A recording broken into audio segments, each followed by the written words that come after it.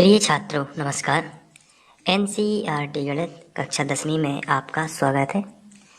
आज हम लोग प्रश्नावली 1.1 का प्रश्न क्रमांक 3 करेंगे, जिसमें दिया गया है किसी परेड में 616 सदस्यों वाली एक सेना आर्मी की टुकड़ी को 32 सदस्यों वाले एक आर्मी बैंड के पीछे मार्च करना है। दोनों समूहों को समान संख्या वाले स्तंभों में मार्च करना है। उन स्तंभों की अधिकतम संख्या क्या होगी जिसमें वे मार्च कर सकते हैं। तो स्तंभों की अधिकतम संख्या जो है वो 616 और 32 का एचसीएफ होगा, क्योंकि इसमें शब्द आया है अधिकतम, और अधिकतम से आपको याद रखना है एचसीएफ जो होता है उसका मतलब होता है हाईएस्ट कॉमन फैक्टर, और जिसमें हाईएस्ट का मतलब भी होता है अधिकतम। तो यहाँ से आप इसको कर सकते हैं, इसको आप यहाँ पर देख सकते हैं।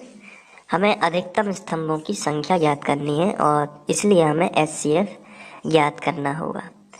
अब हमें एचसीएफ क्यों ज्ञात करना होगा? क्योंकि एचसीएफ में एच का मतलब होता है हाईएस्ट, और जो हाईएस्ट है इसका मीनिंग ही होता है अधिकतम।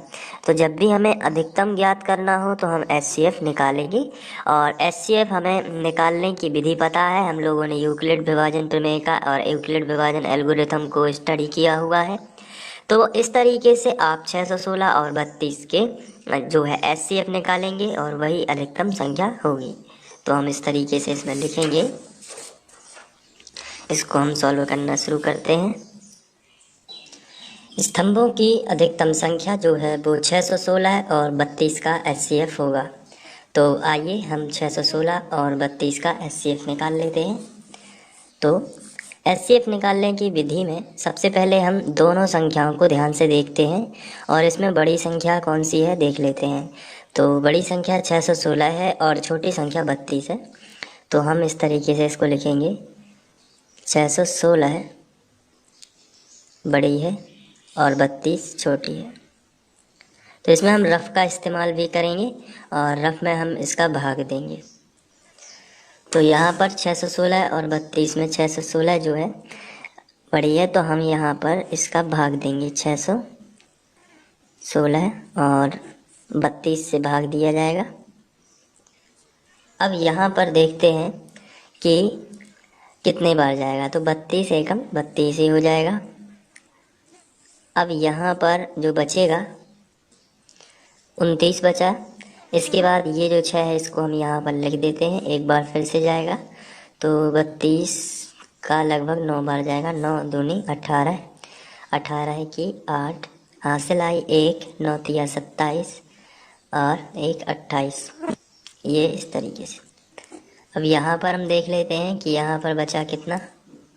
तो यहाँ पर बच जाएगा 8, और इसके बाद ये पहली प्रोसेस हो जाती है। इसे हम यूक्लिड विभाजन प्रमेय का कहते हैं। तो हमें हेडिंग डालनी होगी। इसके बाद हम रफ का बाद में लिखेंगे, यूक्लिड विभाजन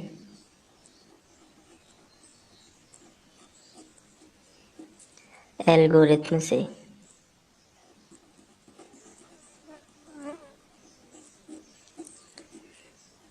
और इसमें जो हमने भाग दिया है, तो ये इतनी प्रोसेस जो हम लगाएंगे उसे प्रमेयिका कहते हैं, लेकिन प्रमेयिका के क्रमबद्ध चरण को हम एल्गोरिथम बोलते हैं।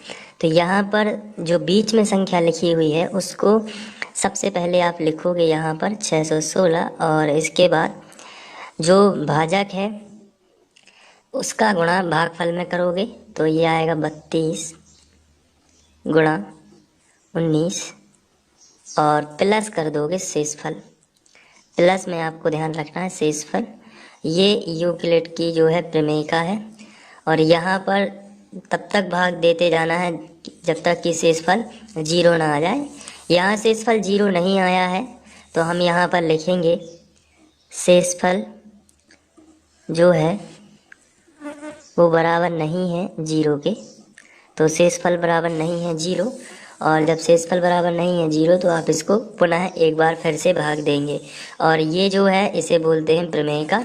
इसको हम फर्स्ट स्टेप नाम भी दे सकते हैं, पहला चरण भी बोलते हैं इसको। तो ये पहला नंबर। अभी एचसीएफ नहीं आया है, जब तक शेषफल नहीं आएगा 0 तब तक हम इसको भाग देते रहेंगे। अब दूसरी प्रोसेस में किस तरीके से भाग देना है वो भी देख लेते हैं। जो हमारा शेषफल आया है इसको हम भाजक बनाएंगे, और जो पूर्व भाजक था जैसे यहाँ पर 32 था तो उसको हम बनाएंगे भाज्य। तो इस तरीके से आप इसको बना सकते हैं, मतलब जो पहले भाजक था उसको अब आप भाज्य बनाओगे और जो शेषफल है उसको भाजक। अब यहाँ पर आप भाग दे दोगे तो 8 चौके 32, तो यहाँ पर 4 बार चला जाता है और शेषफल आप देख रहे हैं कि 0 आया है, क्योंकि 32 में से 32 जाएगा तो 0 ही आएगा, यहाँ माइनस होता है। तो ये रफ कार्य है जो कि अब यहाँ पर हम सेकंड जो चरण हमारा दूसरे नंबर का बना हुआ है, यहाँ पर आप लिखोगे बीच वाली संख्या पहले लिखना है। जैसे यहाँ पर बीच वाली संख्या 616 हमने पहले लिखी थी, ठीक उसी प्रकार हमें बीच वाली संख्या, अब इतनी प्रोसेस में बीच वाली संख्या जो है वो 32 है, तो आप 32 पहले लिखोगे और इसके बाद जो पहली संख्या इसका गुणा आखिरी वाली संख्या में, यानी 8 गुणित 4 और प्लस में शेषफल आता है। जैसे यहाँ हुआ था पहली संख्या का गुणा आखिरी वाली संख्या, इसका मतलब ये होता है कि भाजक का गुणा भागफल में प्लस शेषफल, और ये भाज्य के बराबर होता है। तो यहाँ भी हम करेंगे वैसा ही बिल्कुल, तो हो जाएगा 8 गुणित 4 और प्लस में आएगा 0, ये शेषफल है। अब यहाँ पर आप देख सकते हो कि शेषफल आ गया है 0, तो जब शेषफल हम लिखेंगे शेषफल बराबर 0, जब भी शेषफल 0 आ जाता है तो ऐसी स्थिति में हमारी भाग क्रिया में जो भाजक होता है वही उन दोनों संख्याओं का एचसीएफ होता है। तो 616 और 32 का एचसीएफ कितना होगा 8, क्योंकि यहाँ पर शेषफल क्या आ गया है 0।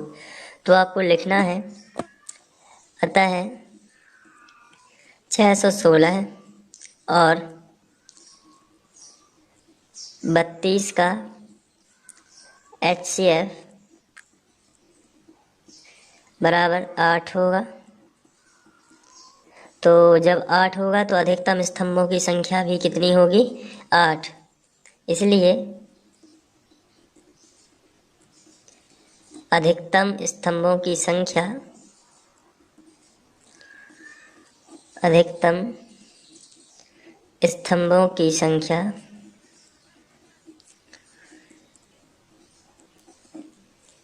8 होगी। तो यहाँ पर अधिकतम स्तंभ जो हैं वो 8 बनेंगे।